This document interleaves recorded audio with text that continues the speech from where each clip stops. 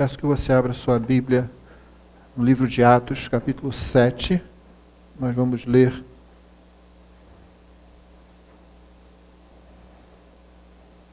o final do capítulo.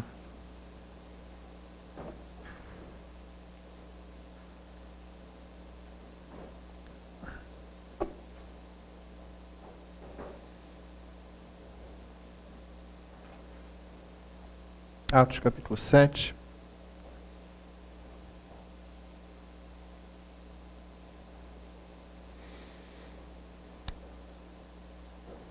Nós vamos ler a partir do versículo 47.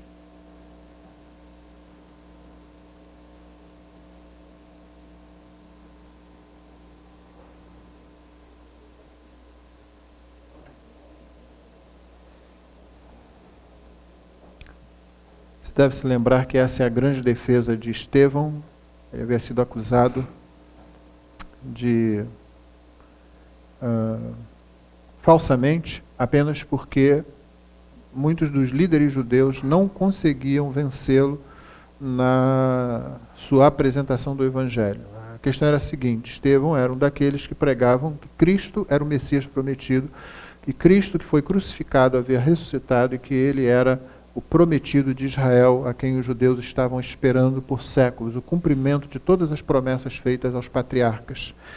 E não sendo ele um judeu de Jerusalém, não sendo ele muito provavelmente um judeu daquelas cercanias mais de fora, tendo demonstrado grande habilidade na argumentação, que ele não estava apenas tentando vencer alguma disputa, mas realmente convencer os seus ouvintes de que eles deveriam e que eles podiam confiar em Jesus Cristo como o Messias prometido, que veio não para libertar o povo com alguma libertação sociopolítica, mas principalmente para libertar o ser humano do pecado, para libertar o seu povo do pecado, para fazer aquilo que o anjo havia dito a José: ele salvará o seu povo dos pecados deles.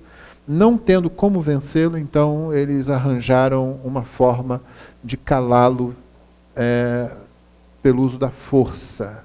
Ele faz então um grande apanhado da própria história do povo. Hoje pela manhã você viu como Deus tem interesse em que seu povo se reporte sempre à sua origem.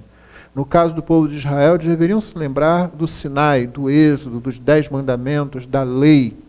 No nosso caso, nós devemos olhar para a cruz, para o que Cristo realizou no Calvário, dando a sua vida por nós.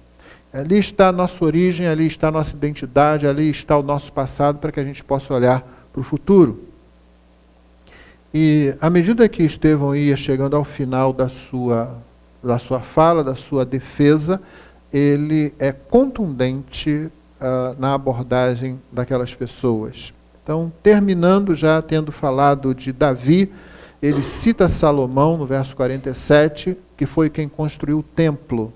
E ele vai dizendo assim: mas foi Salomão, e não Davi, quem lhe edificou a casa. Entretanto, não habita o Altíssimo em casas feitas por mãos humanas, como diz o profeta: o céu é o meu trono, e a terra o estrado dos meus pés. Que casa me edificareis, diz o Senhor, ou qual é o lugar do meu repouso? Não foi porventura a minha mão que fez todas estas coisas? Homens de dura cerviz e incircuncisos de coração e de ouvidos, vós sempre resistis ao Espírito Santo, assim como fizeram vossos pais, também vós o fazeis. Qual dos profetas vossos pais não perseguiram? Eles mataram os que anteriormente anunciavam a vinda do justo, do qual vós agora vos tornastes traidores e assassinos, vós que recebestes a lei por ministério de anjos e não a guardastes.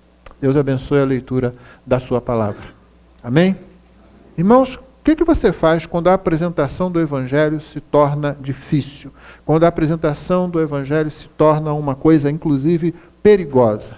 Eu não sei para você, para alguém aqui, se alguém aqui enfrenta uma situação onde a apresentação do Evangelho se torna realmente uma coisa ameaçadora, como o caso de Estevão. Ele estava ali e, na medida em que ele foi colocando a ideia da pregação da palavra de Deus como dentro da própria vida do povo de Israel, e à medida que ele foi demonstrando como Deus veio realizando a sua redenção através dos tempos na vida do povo de Israel, chegando ao final e identificando a dureza do coração daqueles homens que estavam ali a ouvi-lo, com a mesma dureza dos seus antepassados, séculos anteriores.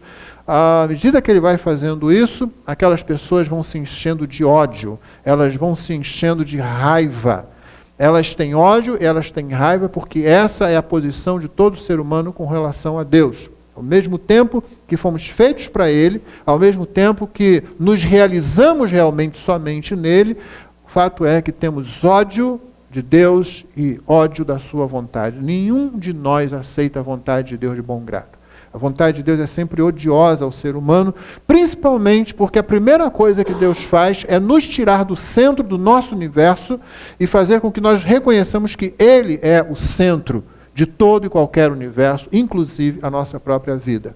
E o nosso problema é que, tendo um coração que foi feito para adoração, que foi feito para se relacionar com Deus, como divindade, como objeto do nosso amor, da nossa dedicação, do nosso zelo, da entrega da nossa alma, uma vez que pecamos, uma vez que abandonamos o nosso Criador e demos as costas a Ele, nosso coração continua procurando alguma coisa, nosso coração não vai se deter, ele foi feito para adoração, ele vai continuar procurando um objeto de adoração, e uma vez que ele rejeita o Criador, ele necessariamente tem que se voltar para a criação. Você sabe que só existem dois entes, o Criador e a criação. O que não é criação é Criador, o que não é Criador é criação. Não existe um universo em volta desses dois grupos. Deus abrange tudo e tudo está dentro de Deus. Não existe uma terceira opção. Ou é criação e saiu do pensamento, da vontade, das mãos do Criador, ou então é o Criador que a tudo preenche, que a tudo permeia e que criou todas as coisas. Por isso que Estevão vem terminando a sua fala, a sua defesa, justamente citando o templo, que os judeus achavam que era uma grande coisa. Eles se fiavam no templo já desde do tempo de Jeremias. No tempo de Jeremias, Jeremias foi chamado por Deus para dizer, olha só o que esse povo faz. Eles se reúnem e eles dizem assim, nada vai acontecer nesta cidade, essa cidade nunca será tomada, porque nela está o templo do Senhor. E dando aquela ênfase judaica, aquela ênfase semítica, que se dá sempre com a repetição, eles diziam, templo do Senhor, templo do Senhor, templo do Senhor é este. Então Deus chama o profeta e diz, avisa a esse pessoal que eu vou derrubar o meu templo, eu vou jogar o meu templo por terra completamente. No tempo de Jesus a mesma coisa acontece. É um momento em que Jesus diz, não vai ficar pedra sobre pedra aqui, tudo vai ser derrubado. Tudo vai ser derrubado. E tudo foi derrubado. No ano 70, quando as tropas de Tito entraram em Jerusalém, embora se diga que não era a vontade daquele general causar a destruição da cidade como aconteceu, a tensão de muito tempo de cerco, a tensão de tomada, escapou o controle, segundo se diz, e acabou havendo um grande morticínio, e o templo foi incendiado, e o templo foi colocado abaixo, e as partes de ouro do templo se derreteram, e à medida que elas se derreteram, elas se entranharam nas pedras, e à medida em que o incêndio passou, e o saque foi feito pelas próprias tropas, eles escavaram, e se tinha ouro enterrado entre as pedras, então as pedras eram tiradas, de sorte que a única coisa que você tem hoje é uma parte do muro exterior, não do templo, o templo foi todo colocado abaixo. Mas eles colocavam a esperança ali. Estevão disse, olha, não coloca a esperança nisso não. Como Jeremias já avisou, eu vou lembrar a vocês o que o profeta disse, vocês vão construir casa para mim. Eu construí o universo, tudo saiu das minhas mãos, vocês acham que realmente podem construir um lugar para que eu more ali dentro? E termina assim a sua colocação, justamente para lembrar que ele é o centro de tudo, não o templo, que era elemento de culto naquele momento. Mas não o templo, Deus é que deveria ser o centro. Então nós odiamos essa ideia de não sermos o centro.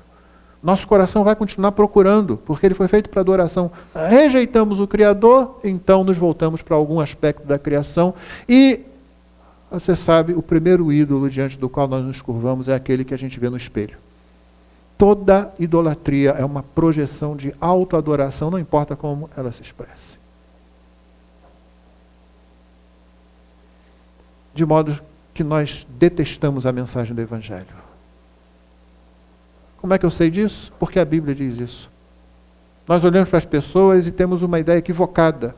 Ah, ele tem interesse no Evangelho. Ah, ele tem uma inclinação para a religião. Ah, ele tem certa espiritualidade. E nós achamos que aquilo é uma grande coisa. Não, todos odiamos o Evangelho. Assim como não há ninguém bom. O texto que diz isso também diz: não há ninguém que ame a Deus. Gostamos muito da ideia de Deus nos guardar, gostamos muito da ideia de Deus nos proteger, gostamos muito da ideia de Deus prover para nós, mas no nosso estado natural, abandonados a nós mesmos, ninguém ama a Deus, por mais religioso que seja, por mais ritualista que seja, nós não amamos a Deus, não amamos a sua vontade, não gostamos do modo como Ele dispõe as coisas.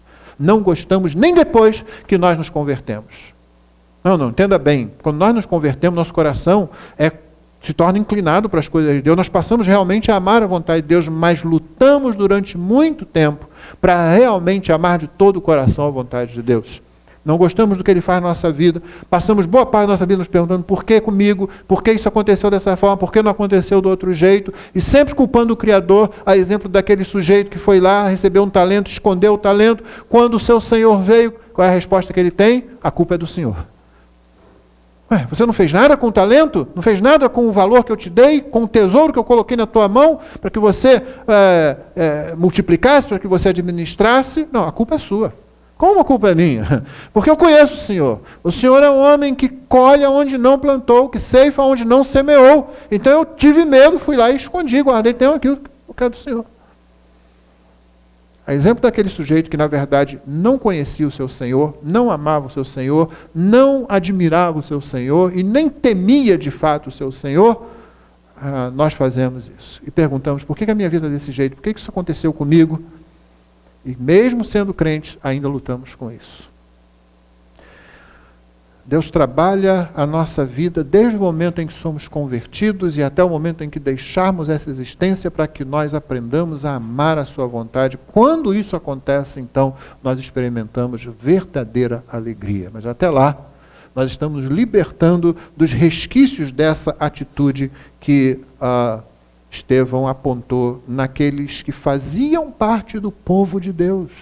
Ele não está falando para gentios, ele não está falando para pessoas que não estavam acostumadas com o pano de fundo do Antigo Testamento, com as promessas, com as ideias, com a história. Ele está falando para pessoas que conheciam.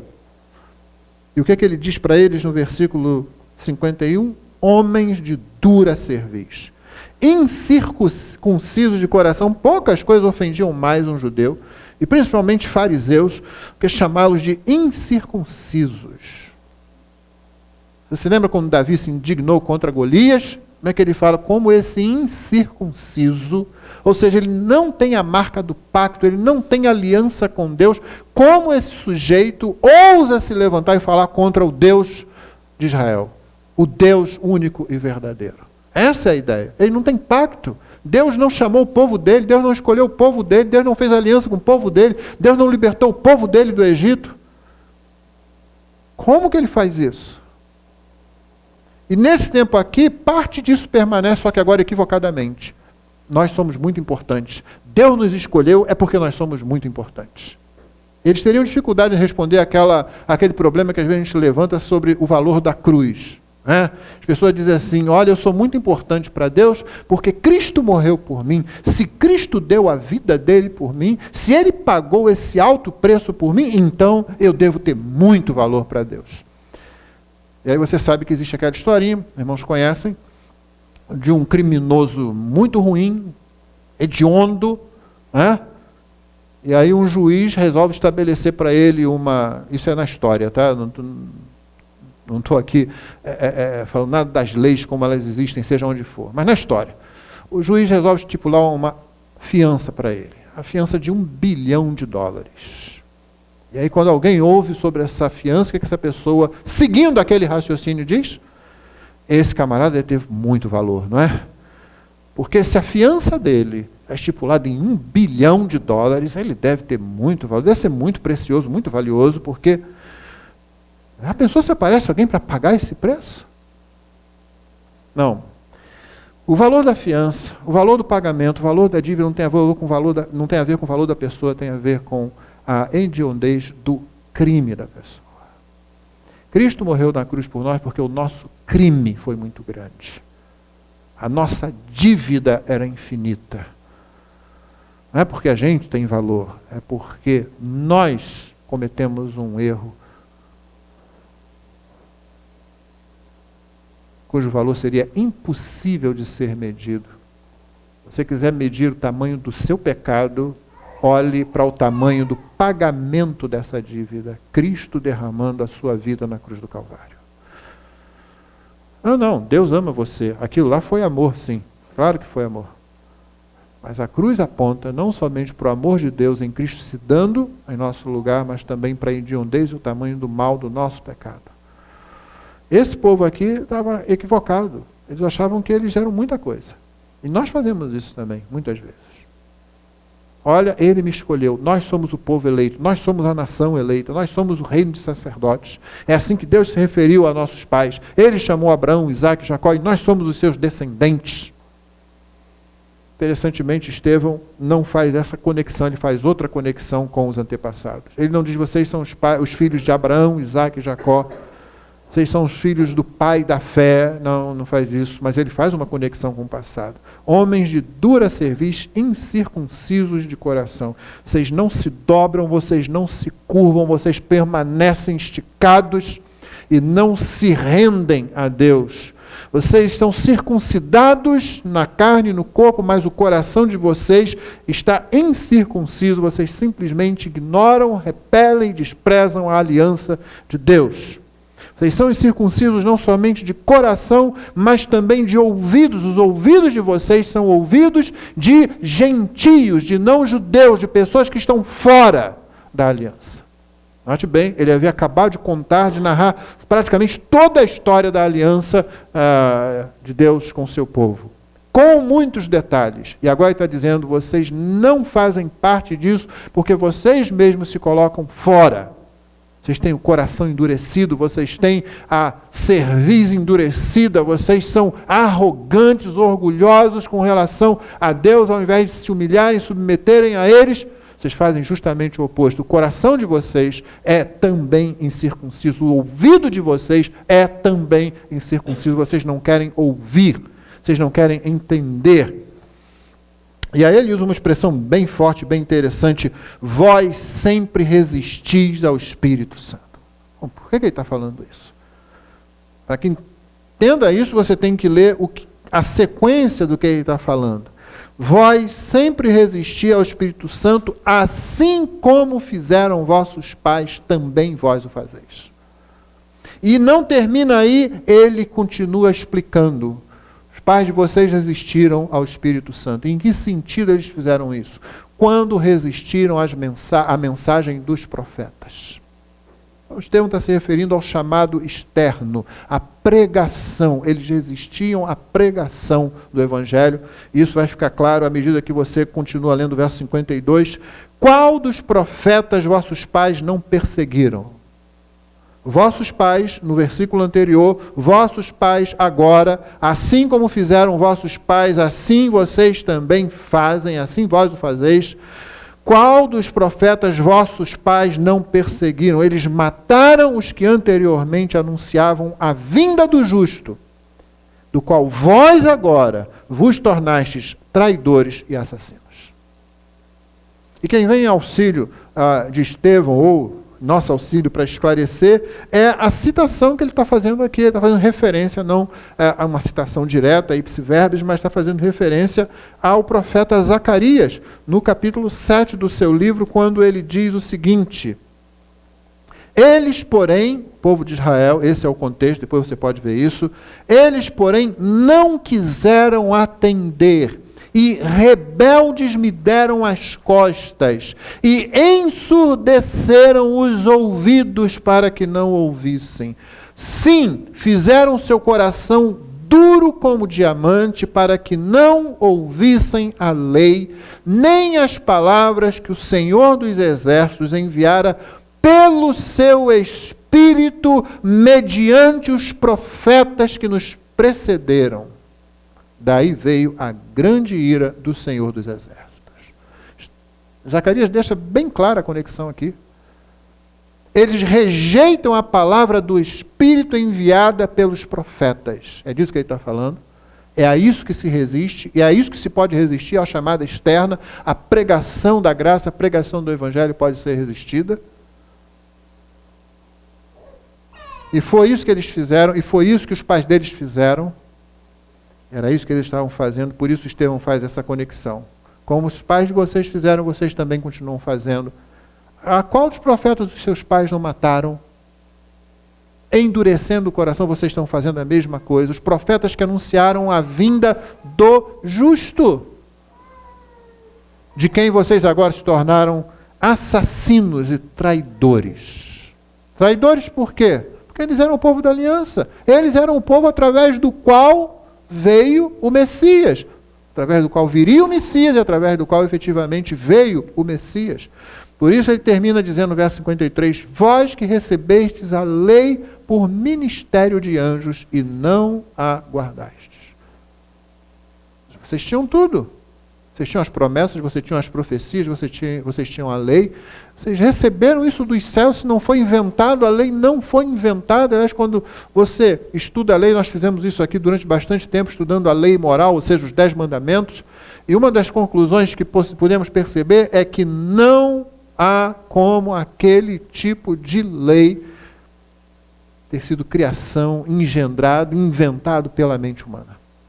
Vem de fora, aquilo veio do céu, como os judeus criam, anjos teriam entregue aquilo a Moisés, teriam sido os instrumentos de Deus para entregar aquilo a Moisés, assim eles criam na tradição. Vocês que receberam a lei dos céus de Deus e não a cumpriram. E o que acontece, irmãos, quando a pregação do Evangelho se torna, então, dureza, como a gente costuma dizer? Aqui você tem um exemplo de alguém enfrentando, não é o único exemplo, nem no Antigo Testamento, nem no Novo Testamento. E nós gostaríamos muito de ter alguma resposta que apontasse sempre na vitória do argumento da verdade sobre a inverdade, sobre a injustiça, sobre a mentira, sobre a ilusão. E de fato a verdade sempre vence, sempre prevalece, mas isso não quer dizer que aqueles que a anunciam vão sobreviver, vão ser reconhecidos, pelo menos não naquele momento. Você notou o que Estevão está falando? Seus pais mataram os profetas que anunciaram a vinda do justo. Ou seja, aqueles profetas morreram. Já no Antigo Testamento se dizia isso, Zacarias registrou isso, e aqui ele registra isso. Vocês resistiram aos profetas, vocês resistiram à mensagem do Espírito através dos profetas, vocês os mataram. Os pais de vocês mataram. Jesus, falando sobre isso, disse àqueles homens, vocês falam aí que se tivessem vivido na época dos pais de vocês, vocês jamais teriam matado os profetas, cujos túmulos agora vocês constroem, preservam, pintam. E aí Jesus também, muito duro, disse, na verdade vocês só estão atestando que vocês são filhos dos assassinos de profetas. Os pais matam e vocês constroem túmulo. Um faz uma parte, o outro faz outra. Não adianta vocês falarem que, não, nós não faríamos. Jesus fariam exatamente.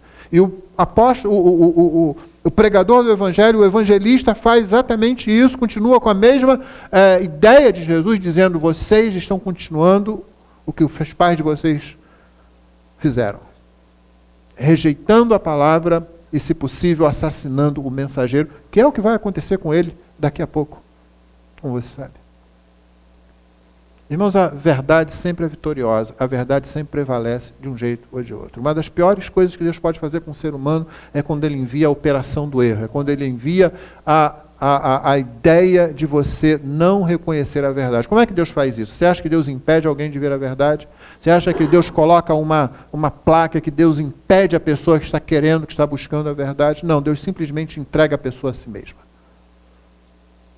Ele tira os freios. Quando a Bíblia diz que Deus endurece o coração, é isso que ela está querendo dizer. Não é que Deus faz alguma coisa com o seu poder para aquela pessoa não ir aonde ela gostaria de ir, não acatar o que ela gostaria de acatar da lei de Deus. Não, é o contrário. Deus simplesmente sai da frente, Deus tira os freios, tira as amarras e deixa a pessoa livre para fazer aquilo que ela quer fazer segundo o coração pecaminoso dela, aquele coração que rejeitou o Criador, que se volta para a própria pessoa, que busca na criação, porque rejeitou o Criador, então dentro da criação busca um ídolo. Deus só sai da frente, Deus só deixa livre. E como diz Paulo aos Tessalonicenses, então, essa pessoa que rejeita a verdade, abraça a mentira. É por isso que o grande trabalho do diabo é fazer com que você despreze a verdade e abrace a mentira. É por isso que ele é o pai da mentira. Por isso que ele é mentiroso. Tem a verdade diante de você, ele troca. E aquele que rejeita a verdade, muitas vezes Deus o deixa livre para ir atrás do que ele quer, e ele vai e ele abraça a mentira. E esse aqui é o povo de Deus, e esse aqui é o povo que deveria ter abraçado a verdade. Mas como diz o apóstolo João, veio para o que era seu, e seus não o receberam. A todos que o receberam, deu-lhes o poder de serem feitos filhos de Deus. Então, quando o evangelho se torna difícil ser pregado, irmãos, o que você faz? Você continua pregando o evangelho. Pois é, eu queria ter alguma resposta aqui que fosse, olha, você invoca o fogo dos céus, como fez Elias, só que aí você já lembrou de alguém, não é? Você lembra lá dos filhos do trovão, né? João e seu irmão que chegam, Jesus é rejeitado numa cidade samaritana. Senhor, quer que a gente faça descer fogo do céu como fez Elias? Cabe com essa turma aí? Eles não tinham poder para fazer descer fogo do céu. Nenhum poder eles tinham que não fosse dado pelo próprio Senhor Jesus. Se o Senhor Jesus diz para Pedro, caminha sobre a água, Pedro caminha sobre a água, senão isso não acontece. Se o Senhor Jesus autoriza seus apóstolos a fazer curas e sinais e prodígios, eles farão curas, sinais e prodígios, e é isso que autenticava muitas vezes a mensagem apostólica, porque Jesus era quem autorizava isso. Jesus autoriza alguém a fazer descer fogo do céu, então o fogo vai cair do céu, mas as pessoas não têm poder em si mesmas para fazer isso. Quando eles vão e pedem isso a Cristo, ou perguntam se Cristo está interessado nessa proposta, deixa comigo, Senhor, só me dá o poder. Só põe aqui o foguinho na minha mão. A hora que o poder estiver na minha mão, deixa que eu resolva o problema. Você se lembra do que Jesus diz para eles? Vocês não sabem de que espírito vocês são. Em outras palavras, vocês não entenderam. Vocês não compreenderam. Eu não vim aqui para queimar as pessoas, eu não vim aqui para destruir as pessoas, eu vim aqui para salvar pessoas. O tempo do julgamento chegará, mas por agora nós pregamos e anunciamos o Evangelho, e quando a oposição acontece, eu simplesmente continuo pregando. E se não me deixam pregar aqui e me empurram para lá, eu continuo pregando ali. Se me empurram mais para lá, eu prego lá também. É isso que eu vou fazendo. E me expulsam daqui, eu vou para outra cidade lá, eu prego também. Eu não vou para lá para me esconder, mas eu vou para lá e continuo pregando. Como eu disse no começo, eu não sei se alguém aqui já enfrentou essa situação como Estevão enfrentou. E ele acabou pagando com a própria vida, ele acabou assinando com o próprio sangue a sua fidelidade, a sua confissão de fé. Para alguns de nós, a simples ideia de falar do Evangelho já trava a gente. Você não se vê falando do Evangelho. Seu local de trabalho, ainda mais se você não for o chefe. Quem sabe se você for o dono do negócio, você faria isso, não é? Não caia no mesmo erro desses homens. Eles tinham dito para Jesus. No tempo de Jesus falavam isso. Se nós estivéssemos lá, nós não faríamos como nossos pais fizeram. Jesus disse, Estevão disse, vocês fariam, aliás, continuam fazendo. Então não caiamos nessa coisa com tanta ingenuidade assim. A questão não é se você está numa posição superior ou inferior. Vamos lembrar de 1 Coríntios capítulo 8, quando Paulo fala aquilo que a gente chama de ideia do se tão somente. São as desculpas que nós inventamos para não fazer as coisas que devemos fazer, que sabemos que temos que fazer. Se tão somente eu não fosse casado, se eu fosse solteiro, podia me dedicar à obra de Deus. Aí você encontra outro sujeito na mesma igreja, no mesmo lugar, dizendo exatamente o oposto. Se eu fosse casado, eu estaria melhor preparado e mais estruturado para fazer a vontade de Deus. Um outro dizia assim, se eu não fosse gentio, se eu fosse um judeu, circuncidado, gente, aí eu já estava no caminho desde cedo para fazer a obra de Deus. Enquanto isso, o outro estava dizendo exatamente o oposto. Se eu não tivesse vindo desse povo com toda essa carga, eu teria muito mais liberdade para pregar se eu fosse de fora do povo, se eu não fosse um judeu. E o outro dizia ainda mais, se eu não fosse escravo, é porque eu sou escravo. O que o escravo pode fazer? O escravo não pode fazer nada, eu não tenho nem vontade própria muitas vezes. Eu poderia, se tão somente eu fosse livre, enquanto o outro dizia exatamente o oposto disso. Se eu fosse um escravo, se eu estivesse numa situação tão limitada, já definida, uma situação limitada é uma situação definida, eu não tenho mais escolha. Então ali eu posso mesmo pregar, porque eu já estou numa situação ruim mesmo. E Paulo diz, olha, não é assim. Não funciona desse jeito, isso é só uma mentira, é só uma desculpa. Então não caiamos nesse erro. Se eu não estivesse lá, eu não teria feito aquilo. Paulo diz para eles, ensina para eles, parta do ponto onde você está. Você foi chamado sendo livre, foi chamado sendo escravo, vá em frente. É homem, vai em frente. É mulher, vai em frente. É solteiro, é casado. Aonde você estiver e da onde você estiver, nada impede você de viver o Evangelho, de pregar o Evangelho. Nada. A não ser as suas desculpas, a não ser os seus temores, a sua vergonha, a sua falta de comprometimento, a sua falta de rendição, a sua falta de confiança no Senhor. Quando nós apresentamos todas essas coisas como esses homens apresentavam, como o pessoal lá em Corinto estava apresentando, nós estamos deixando de dar nomes que nos ajudariam. É o nosso pecado que nos afasta da pregação do Evangelho. Não confiamos em Deus, não confiamos na mensagem do Evangelho que pregamos. E estamos esperando que alguma coisa aconteça. Talvez se eu entender melhor isso aqui, eu vou ter os argumentos que vão convencer as pessoas. Irmãos, eu tenho várias pessoas que estão doidas para fazer algum curso de evangelização, porque elas acham que curso de evangelização é quando você aprende todas as perguntas e todas as respostas que você vai poder usar numa conversa e que vai fazer com que a pessoa se dobre. Ela não tem mais argumentos. Nós estamos lendo exatamente o final da vida de uma pessoa que estava nessa posição. Ele não fez curso de evangelização, exceto que ele conhecia a palavra de Deus. Ele não fez nenhum curso específico de evangelização, exceto que ele queria servir ao Senhor Jesus. Ele não conhecia nenhum curso de evangelização, exceto de que zelosamente ele estudava a palavra de Deus a ponto de poder anunciá-la. Era isso que ele fazia. Tem certeza que é isso que você quer? Você quer ser capaz de argumentar? De deixar as pessoas caladas e elas não têm mais o que falar? Porque foi isso que Estevão fez e ele acabou sendo apedrejado até a morte. Pense bem quando você fazer seu próximo curso de evangelização. Mas quando o Evangelho tem que ser pregado, a única coisa que tem que acontecer é que ele tem que ser pregado. É só isso. Do ponto onde você estiver.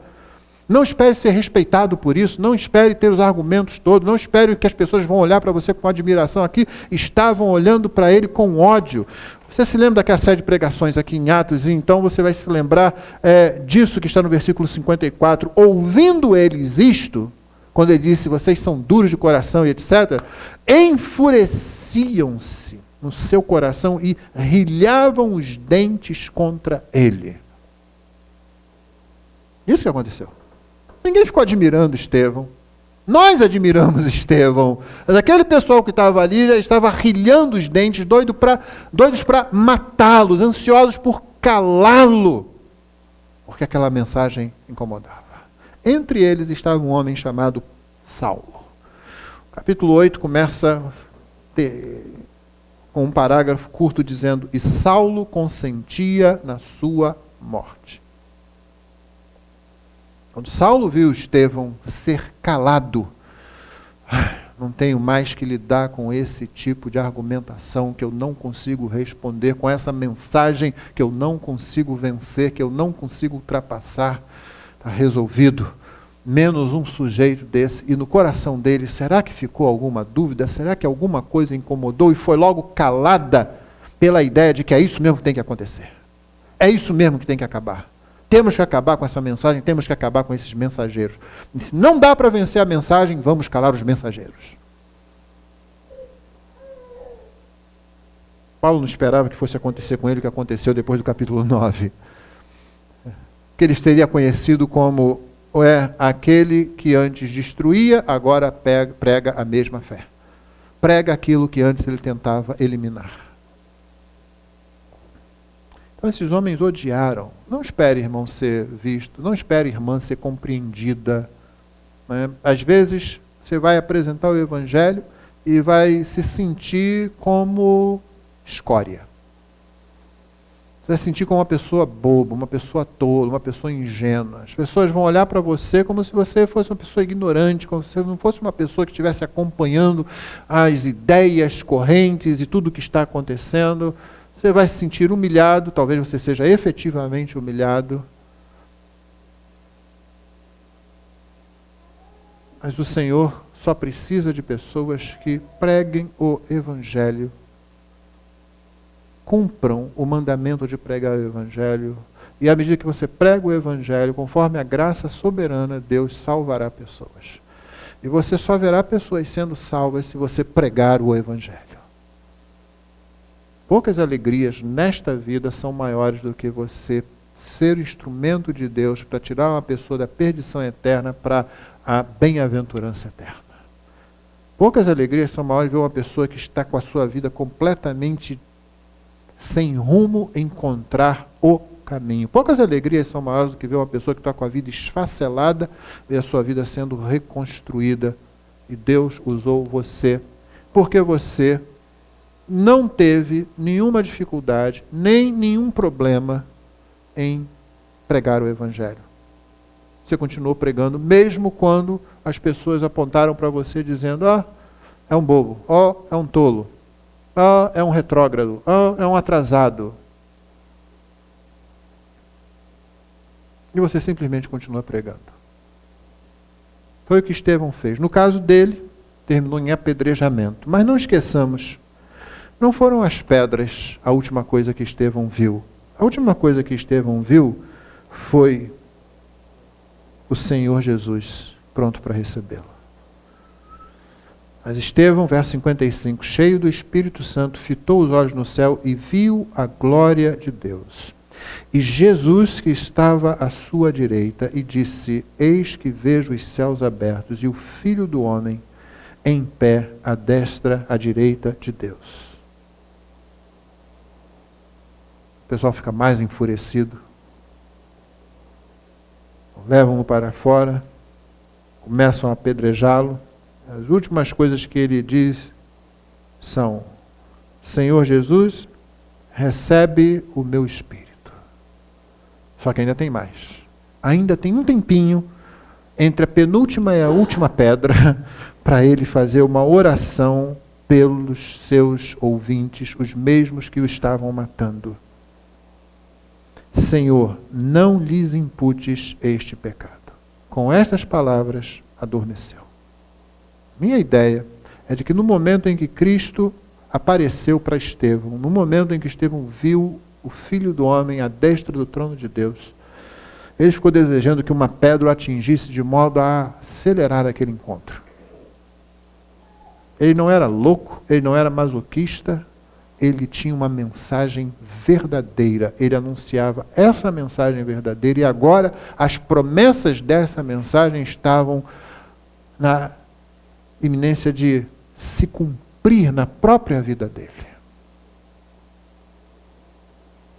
Quando o Evangelho se torna difícil, quando você acha que está muito difícil, primeiro, você pode lembrar de pessoas como Estevão e de tantos outros que vivem nessa situação. Lembre-se dos nossos missionários pregando em condições antagônicas em vários lugares do mundo, do planeta, pregando contra a expectativa e o desejo de muita gente, pregando sem ser respeitado, pregando sendo desprezados. Lembre-se disso. Quando se tornar difícil, quando você achar que a vergonha está impedindo você, lembre-se de que o Filho do Homem foi humilhado, o Filho do Homem foi desprezado. Quando o Evangelho se tornar uma coisa difícil de passar adiante, lembre-se que pessoas que foram humilhadas e desprezadas, marginalizadas, foram ouvidas também. Como ouviram o nosso Senhor, também ouvirão os seus discípulos. E de que pessoas que antes antagonizavam, pessoas que antes perseguiam, pessoas que antes desprezavam, se tornaram irmãos em Cristo. Quando nós pegamos dos nossos recursos e investimos na obra, eu agora me refiro a recursos financeiros mesmo, conforme o Senhor Jesus mesmo ensinou, você possibilita com que pessoas ouçam o Evangelho. E essa coisa tão vil como os recursos que nós temos, essa coisa tão passageira e tão perigosa quando nós a temos demais, a riqueza material, você pega isso e você aplica em alguma coisa eterna. Se eu fosse usar linguagem de economia, é um investimento, mas eu não gosto dessa palavra aplicada à fé e à evangelização, não. Mas o fato é que quando você está fazendo isso, pessoas estão ouvindo o Evangelho cada vez mais longe. E desconhecidos, e inimigos, e perseguidores, e desprezadores se tornam irmãos em Cristo. E vão receber você nos portões celestiais, conforme o Senhor Jesus ensinou. Então, irmãos, o diabo, o que ele quer fazer é sempre trocar a verdade pela mentira. E ele vai dizer, não vale a pena. Por que você vai passar essa vergonha? Por que você vai se dar a esse trabalho? Você vai começar uma conversa com aquela pessoa e daqui a pouco vai ficar preso nessa conversa, que não é o que você queria fazer agora. Por que você vai fazer isso? E essa pessoa pode não entender, e ela pode achar que você está se intrometendo na vida dela, e ela pode desprezar você, e ela pode falar para outras pessoas, olha, aquele camarada, aquela mulher, aquela pessoa é chata, é uma pessoa intrometida, fica falando de Jesus para mim e tal, para lá. E aquela pessoa vai fazer comparações. Tem tanto pastor aí, né, cometendo os pecados mais terríveis, os pecados mais estúpidos. Tem tanta igreja aí roubando das pessoas e tal.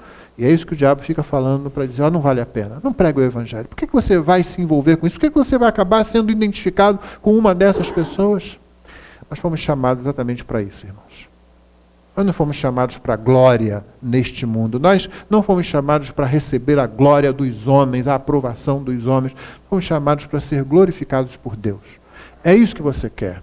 É isso que você persegue. Eu quero a aprovação e a glória de Deus. Eu quero que Deus, sim, me glorifique. É isso que vai acontecer. Como a aprovação de um pai para o seu filho. É isso que eu quero. Eu não quero a aprovação dos homens. Eu não quero amar a glória dos homens. Toda vez que você considera que é muito difícil pregar o Evangelho, por uma dessas razões que eu coloquei, você está amando mais a glória dos homens do que a glória de Deus. E isso realmente impede a gente, isso engessa a gente, isso paralisa a gente, e isso coloca a salvação mais distante dos outros. Então, ore sobre isso. Coloque a sua situação diante de Deus. Deus não está esperando que somente pastores, evangelistas, líderes de igreja preguem o Evangelho. Deus não está esperando que somente aquelas pessoas que decoraram a Bíblia e algum livro de evangelização ou de teologia preguem o Evangelho.